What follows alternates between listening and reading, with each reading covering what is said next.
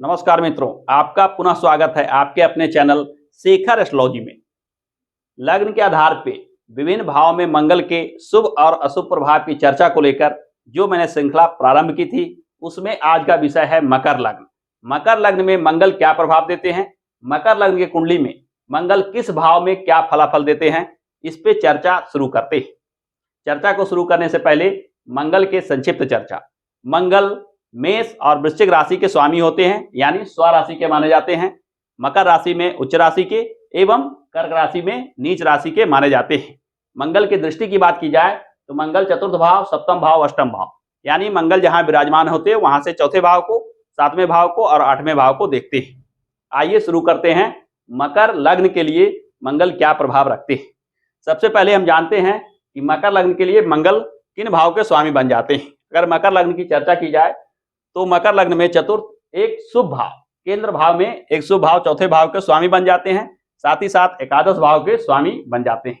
हालांकि एकादश भाव त्रिशदाय भाव में आने की वजह से एक अशुभ भाव माना जाता है, परंतु त्रिशदाय में सबसे अंतिम का भाव यानी 3, 6, 11 में लास्ट वाला भाव होने की वजह से यह कम अशुभ माना जाता है।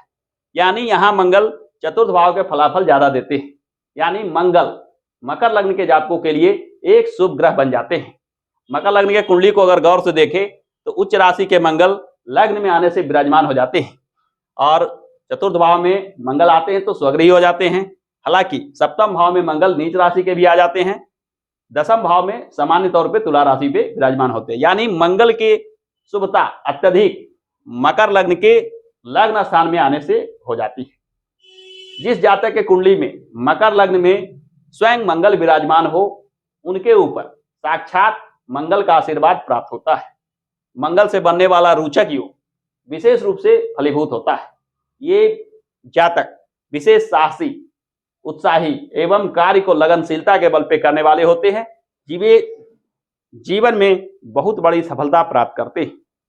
मंगल द्वितीय भाव में कुंभ राशि के विराजमान होते हैं। यह मंगल आपको धन संपदा में विशेष रुचि देता है। आप अपने जीवन में विशेष धनार्जन कर पाते हैं, क्योंकि धन भाव में विराजमान होने से यह मंगल धन के मामलों के लिए शुभ प्रभाव विशेष रूप से देते हैं।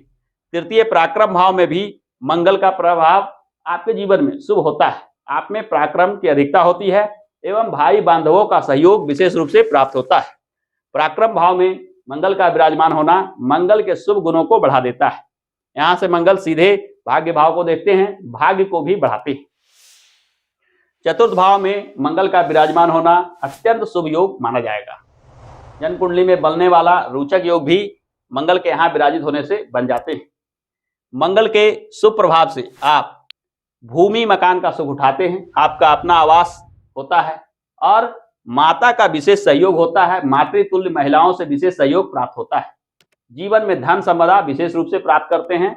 जनता का भी सहयोग आपको मिलता है। पंचम भाव में मंगल भी एक शुभ प्रभाव देने वाले ग्रह बन जाते हैं। पंचम भाव में विद्या बुद्धि विवेक के साथ साथ संतान का भाव होने से इस क्षेत्र से जुड़े हुए लाभ विशेष रूप से प्राप्त होते हैं। यानी विद्या बुद्धि को ही बढ़ाते हैं, साथ ही साथ संतान पक्ष का भी सहयोग आपको जीवन में प्राप्त होता है। मंगल के छठा भाव में स्थित होना थोड़ा सा इनके सुप्रभावों में न्यूनता लाएगी। हालांकि मिथुन राशि का मंगल आपको तीव्र बुद्धि वाला बनाता है, परंतु फिर भी छठा भाव में मंगल स्थित होने से रोग ऋण शत्रु से कुछ ना कुछ हानि उठाना पड़ सकता है। सप्तम भाव में मंगल का विराजमान होना मकर लग्न के जातकों के लिए अत्यंत अशुभ स्थिति मानी जाएगी। यहाँ मंगल ना केवल नीच राशि के हो जाते हैं, बल्कि मांगलिक दोष का भी निर्माण करते हैं। नीच राशि का मंगल जो मांगलिक दोष निर्माण करता है, उनके जीवन में विवाह से जुड़े हुए बाधा विशेष रूप से बन जाते हैं। वैवाहिक संबंधों को लेकर जिंदगी भर कष्ट उठाना पड़ता है। विवाह कभी भी सुखमय नहीं हो सकता है। विवाह के कष्ट को यह नीच राशि का मंगल विशेष रूप से देता है। मंगल अष्टम भाव में विराजमान होने से सिंह राशि के मंगल कुछ शुभ फलों को दे सकते हैं, क्योंकि मंगल अग्नि तत्व प्रधान ग्रह हैं और अग्नि तत्व प्रधान राशि में विराजमान होने से अपने गुणों को बढ़ा देते हैं। यानी आप में साहस, शक्ति, हिम्मत, हौसला जैसे गुण आ जाते हैं। अष्टम भाव गुप्त एवं पुश्तैनी संपत्ति के कारक भाव माने जाते हैं। अतः यहाँ मंगल के विराजमान होने से आपको अनेक चीजों का लाभ प्राप्त होता है। खासकर आप गुप्त और गूढ़ विद्याओं के जानकार भी हो सकते हैं। इन विद्याओं के माध्यम से धनार्जन कर पाते हैं। भाग्य भाव में भी मंगल का विराजमान होना शुभ फल देगा, क्योंकि यहाँ मंगल का विराजमान होना सुख भाव के स्वामी का भाग्य भाव में विराजमान होना एक शुभ फल माना जाता है। ज्योतिष के दृष्टिकोण से भाग्य भाव में मंगल का यहाँ विराजमान होना राजयोग की तरफ प्रभाव देता है। जीवन में भाग्य का सहयोग बना रहता है। जीवन में जो चीज जैसा चाहते हैं वैसा आपको प्राप्त होता है। मंगल के दशम भाव में विराजमान होना आपके रोजी रोजगार कर्म को लेकर शुभ प्रभाव देता है। मंगल यहाँ विराजमान होकर आपको कला सुंदरता जैसे चीजों में रुचि देते हैं। इन क्षेत्रों के शुक्र से जुड़े हुए इन क्षेत्रों के मदद से आप विशेष धनार्जन भी कर लेते हैं। मंगल के एकादश भाव में विराजमान होने से यह स्वयं अपनी राशि में आ जाते हैं, यानी आय के क्षेत्रों में मंगल का पूर्ण सहयोग मिलता है। जीवन में मंगल विशेष आय देते हैं।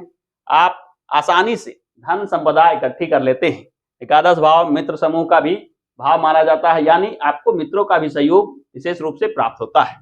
यदि चर्चा की जाए मंगल के 12वें भाव यानी धनु राशि में विराजमान होने से ये मंगल थोड़ा अशुभ फल दे सकते हैं, क्योंकि 12वां भाव एक अशुभ भाव है। यहाँ मंगल के चले जाने से मंगल के शुभ गुणों में कमी आ जाती है। मंगल जो शुभ फल दे रहे थे वह न्यून हो जाता है, यानी जीवन में साहस शक्ति, कार्यशीलता, लगनशीलता में कमी महसूस करते हैं। किसी कार्य में आलस, टाल मटोल की भावना जैसे अवगुण आ जाते हैं। इसके वजह से जीवन में सफलता मिलने में देरी या विलंब होता है। यानी मंगल का 12वां भाव में बैठना अत्यंत शुभ फल नहीं दे सकता। तो इस प्रकार से हम देखें कि मकर लग्न के जातकों के कुंडली में मंगल 12वें भाव में बैठकर क्या शुभ और अशुभ फल देते हैं। मकर लग्न के कुंडली में मंगल एक शुभ ग्रह होते हैं। मंगल शुभ फल विशेष रूप से देते हैं। मंगल के साथ यदि 9वें भाव के स्वामी और 5वें भाव के स्वामी इनका युति बन जाए, यानी शुक्र का या बुध का मंगल के साथ युति बन जाए, तो यह राजयोग का निर्माण करता है। यानी मंगल अब राजयोग का फल देने लगते हैं। मंगल के शुभ ग्रहों के साथ युति बनाना मकर लग्न के जातकों के जीवन में विशेष शुभता प्रदान करता है। मंगल जहां भी स्थित हो कुछ ना कुछ शुभ फल अवश्य देते हैं। तो मकर लग्न के जातकों के लिए कुल मिलाकर कहा जाए तो मंगल एक शुभ फल देने वाले ग्रह बन जाते हैं। मंगल के अशुभ फलों को दूर करने के लिए, मंगल के अशुभ गुणों को दूर करने के लिए, या कहे कि मंगल से जो अशुभता प्राप्त हो रही है उसे यदि आप दूर करना चाह रहे हैं, खासकर विवाह से जुड़े मामलों में, यानी मांगलिक दोष जो मकर लग्न के लिए अत्यंत नकारात्मक प्रभाव लेकर आ रहा है। मकर लग्न के जातकों के कुंडली में अगर 7वें भाव में मांगलिक दोष बन जाता है तो यह अत्यंत विषम स्थिति बन जाती है। तो मंगल के अशुभ ग्रहों को दूर करने की चर्चा हो या मंगल से बनने वाले मांगलिक दोष के अशुभ प्रभाव को दूर करने की बात हो, दोनों ही मामलों में हमें चाहिए कि मंगल के अशुभ फलों को दूर करने वाले भगवान हनुमान जी का पूजा पाठ विशेष रूप से करना चाहिए। मंगल से जुड़े पूजा पाठ, खासकर मंगल कवच, मंगल स्त्रोत एवं अंगारक स्त्रोत जैसे स्त्रोतों का पाठ करना मंगल के शुभ प्रभाव को दूर कर देता है। मंगल के मूल बीज मंत्र ओम अंग अंगारकाय नमः, इस मंत्र का 108 बार पाठ करना भी मंगल के अशुभ फलों को दूर कर देता है। मंगल जब शुभ फल दे रहा हो तो इस यंत्र को बनवाकर गले में धारण करना चाहिए।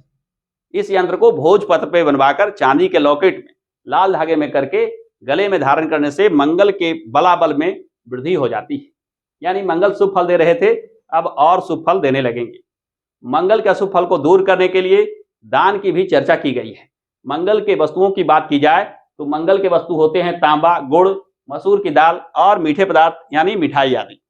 इन चीजों का दान मंगल के अशुभ प्रभाव को दूर कर देता है, यानी मंगल के बलाबल को कम करके जो मंगल अशुभ फल दे रहे थे उसे दूर कर देता है। अतः आप अपने कुंडली के आधार पर आकलन करवाकर मंगल से जुड़े अशुभ फल को दूर करने के लिए इन दान को भी कर सकते हैं। तो आज के वीडियो में मकर लग्न के बारे में इतना ही। मकर लग्न में मंगल क्या प्रभाव दे रहे हैं, किस भाव में बैठकर क्या शुभता और क्या अशुभता दे रहे हैं, इसकी चर्चा आज हमने कर दी। अगले वीडियो में लेकर आऊंगा मकर के बाद कुंभ लग्न की चर्चा। तो आज के लिए इतना ही, फिर मिलते हैं, तब तक के लिए अनुमति दीजिए। धन्यवाद।